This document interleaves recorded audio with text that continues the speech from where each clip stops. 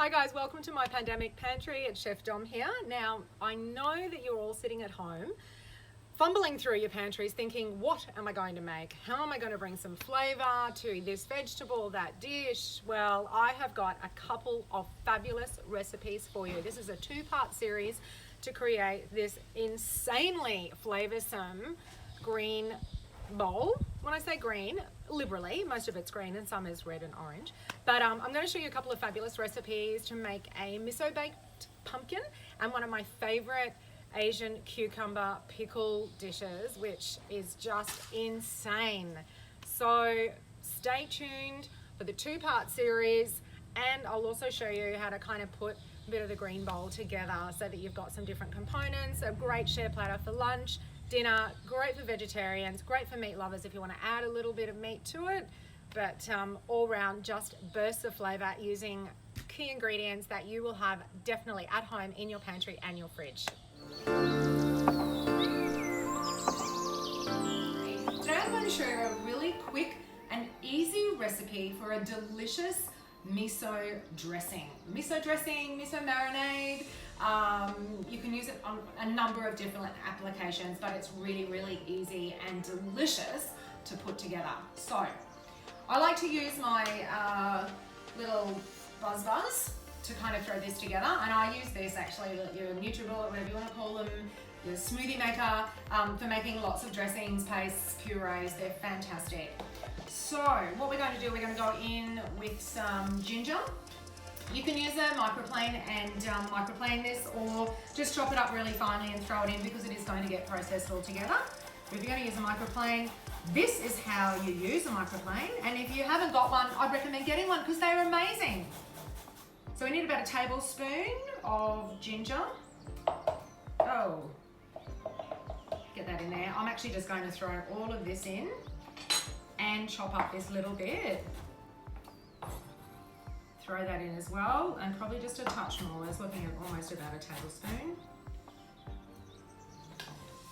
If you've got minced ginger in a jar, that's perfectly fine. This is all about using what is in your pantry. So yes, the minced ginger in a jar is fine. Okay, so next after that, some rice wine vinegar. If you've got normal vinegar, please go ahead and use your normal vinegar or white vinegar, or if you've got coconut vinegar, you can also use that as well. Some sesame oil, so about a tablespoon. I will put the recipe in the link below, so you can click on that and grab the recipe. Now the recipe calls for like a chili paste or a dry chili paste. I've just got like a minced, kind of almost like a chili jam, but savory. So I'm just going to throw in a little spoonful of that, depending on how hot you like it. My partner's face just fell off at the amount I'm putting in, so I'm just going to go a little bit less. But depending on how hot you like it, just add in what you want. Now the miso, normally it's white miso. I only have the dark miso in my fridge, and I've had this for quite some time. Miso is the kind of product that you can keep in the fridge for months and months and really nothing happens to it. So if you're not sure what miso is, it's a fermented soybean paste. It's used in Japanese miso soup and quite often in a lot of different Japanese cooking, although now lots of chefs are using it in different dishes, kind of combining east and west, and it produces a delicious salty kind of that umami sort of flavor, so great in marinades and meat.